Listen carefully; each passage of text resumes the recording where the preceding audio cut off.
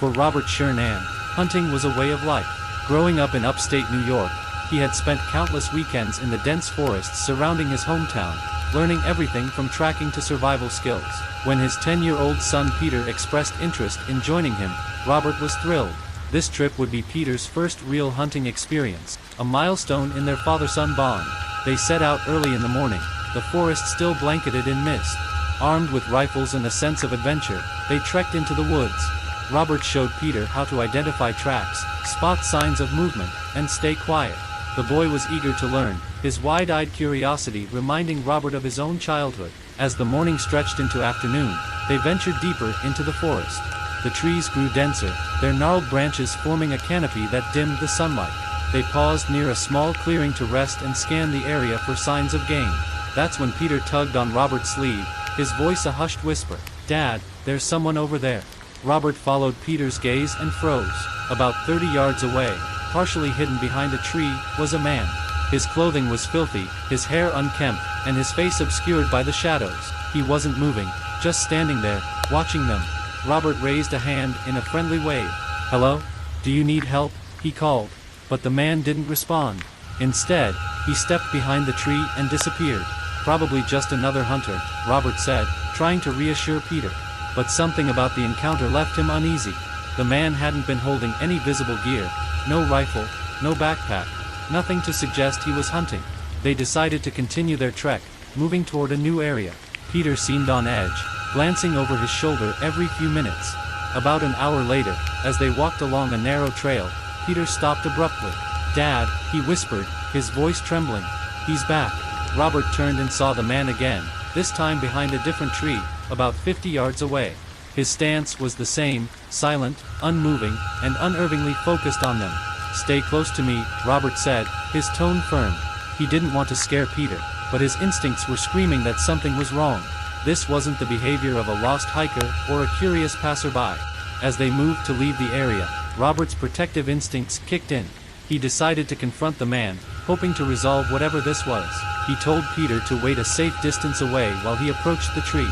With each step, his heart pounded harder. "Hey, buddy," Robert called, keeping his rifle slung over his shoulder but ready. "If you're lost, we can help you. No need to creep around." There was no response. As Robert neared the tree, he felt the hair on the back of his neck stand up. Something wasn't right.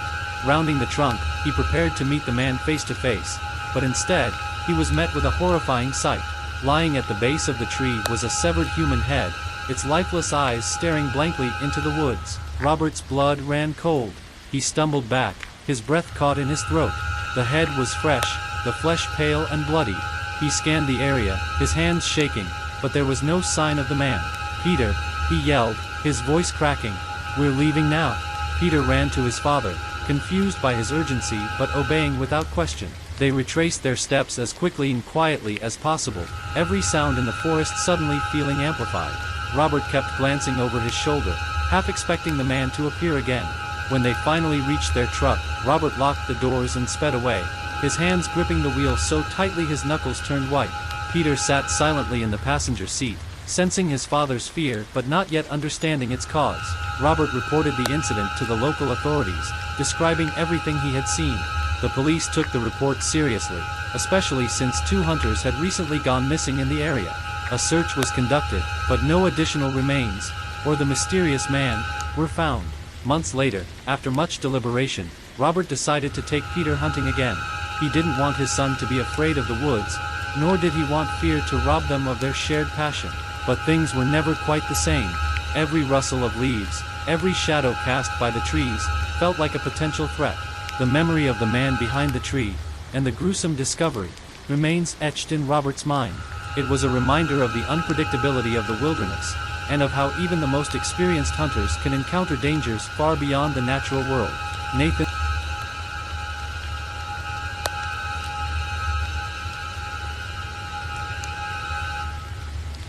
Zielinski had never been much of an outdoorsman. Growing up in Denver, Colorado, he had spent most of his life in the city. When his college friends invited him on a hunting trip deep in the Rockies, he hesitated.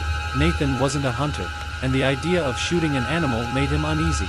But his friends, enthusiastic outdoorsmen, assured him it would be fun, a chance to bond and disconnect from the stresses of city life. Reluctantly, Nathan agreed. The group consisted of 5 people: Nathan, his best friend Kyle, Kyle's girlfriend Diana, and 2 of their mutual friends, Tyler and Greg. They set out early on a crisp fall morning, their truck loaded with gear and enough supplies to last a week. The mountains were breathtaking, their jagged peaks dusted with snow. Nathan couldn't help but feel a mix of awe and apprehension as they drove further into the wilderness. The first day passed uneventfully. The group set up camp in a secluded valley surrounded by towering pines. They scouted the area, practiced shooting, and shared stories around the campfire. For a moment, Nathan began to think this trip might not be so bad after all. On the second day, while scouting a new area, the group encountered 3 men who immediately set Nathan on edge. The men emerged from the woods, their appearance disheveled and dirty.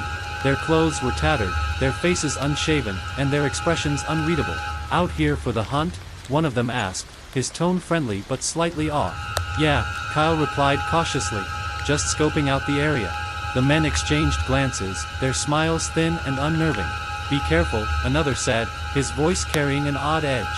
"You never know what you might run into out here." Nathan felt a chill run down his spine. Something about the men didn't sit right with him.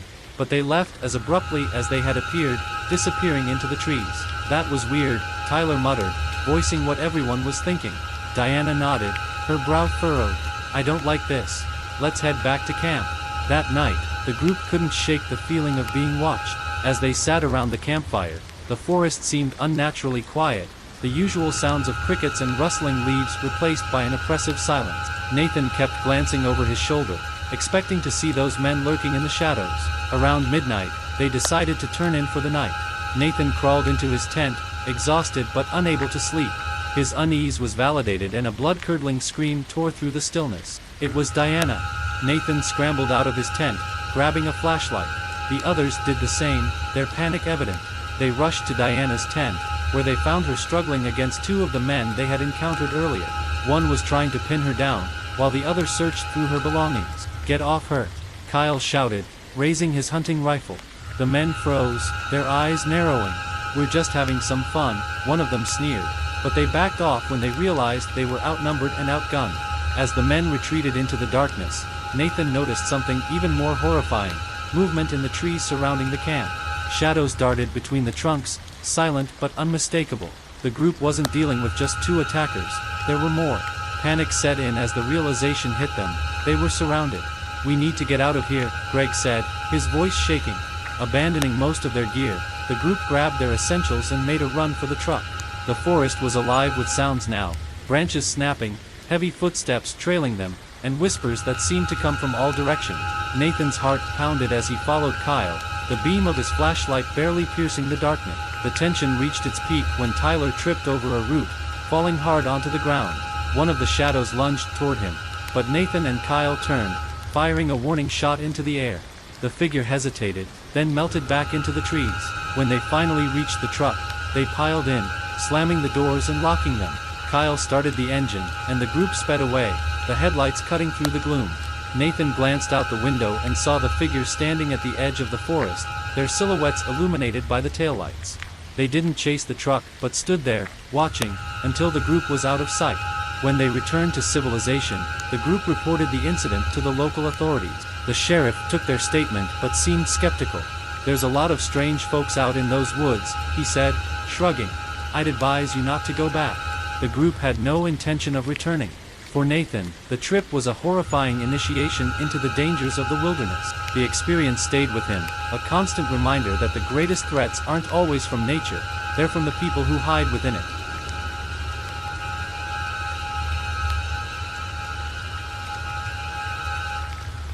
Jared had always loved the woods behind his home. Nestled on the edge of a small rural town, his property backed into dense forest, offering a perfect escape from the bustle of everyday life. A seasoned hunter, he had spent countless nights in his elevated hunting tower, tracking deer and soaking in the tranquility of the wilderness. But one crisp autumn evening, that tranquility would shatter. It was a cool, moonlit night, and Jared was perched in his tower, the silence broken only by the occasional rustle of leaves. The familiar routine of scanning the forest with his rifle scope was comforting, a ritual he knew well. But as the hours passed, something caught his eye, a shadow moving through the trees. At first, Jared thought it might be a deer, but as the figure drew closer, it became clear that it was a man. He was dressed in black, his face obscured by a hood, and he moved with an unsettling deliberation. Slung over his shoulder was a large sack, bulging with an unidentifiable weight. Jared's curiosity quickly turned to unease. The man didn't appear to have any hunting gear, no rifle, no backpack, nothing to suggest he belonged in the woods. Jared stayed still, watching as the man stopped beneath his tower. He placed the sack on the ground with a heavy thud and stood motionless, his head tilted back as if he were looking directly at Jared. A chill ran down Jared's spine. He tightened his grip on his rifle, his breath caught in his throat. "Hey," he called, his voice echoing in the quiet. "What are you doing out here?" The man didn't respond. Instead, he grabbed the ladder of the tower and began to climb. Jared's heart pounded as adrenaline surged through his body. "Stop right there," he shouted, raising his rifle. The man froze, his hands gripping the rungs of the ladder. For a moment, they stared at each other, an unspoken standoff. Then, without a word, the man climbed back down, grabbed his sack, and disappeared into the shadows. Jared stayed in the tower for what felt like hours, his senses on high alert. Every snap of a twig and rustle of leaves seemed amplified, and he couldn't shake the feeling that the man was still nearby, watching. Finally, he decided it was time to head back to his house. Descending the ladder cautiously, Jared scanned the area with his flashlight. The woods were eerily quiet, as if holding their breath. He slung his rifle over his shoulder and began the trek home, his footsteps deliberate and slow. About halfway to his house, Jared heard it, a heavy, deliberate crunch of leaves behind him. He spun around, flashlight cutting through the darkness. Standing about 20 yards away was the man, now without the sack, his hood still obscuring his face. Jared raised his rifle. "I'm warning you, stay back," he yelled. The man didn't move. Instead, he let out a low, guttural chuckle, a sound that sent a shiver down Jared's spine. Then he began to walk toward Jared, his pace slow but deliberate, as if he had all the time in the world. Jared's instincts kicked in. He fired a warning shot into the air, but the man didn't flinch. As the figure drew closer, Jared aimed for his shoulder and pulled the trigger. The shot rang out, and the man stumbled, clutching his shoulder. He let out a pained growl before retreating into the woods. Jared didn't wait to see if he would return. He ran the rest of the way home, locking the doors and calling the police. When officers arrived, Jared led them back into the woods to search for the man. Near the base of his hunting tower, they found the sack, partially hidden beneath a pile of leaves. Jared's stomach turned as they opened it. Inside was a body, wrapped in plastic and tied with duct tape. The victim appeared to be a young woman, her face pale and lifeless. The police immediately began a search for the man, eventually finding him at a nearby hospital, seeking treatment for his gunshot wound. He was arrested and later confessed to the murder, revealing that he had been disposing of the body when Jared spotted him. The incident left Jared deeply shaken. The forest, once his sanctuary, now felt tainted by the memory of that night. He couldn't stop thinking about how close he had come to becoming the man's next victim. If he hadn't been armed, if he hadn't fired that shot, what might have happened? Jared stopped hunting after that. The woods that had once brought him peace now only reminded him of the darkness that can hide within them. Though the man was behind bars, the memory of his hooded figure, the weight of his sack, and the sinister chuckle that echoed through the trees would haunt Jared for the rest of his life.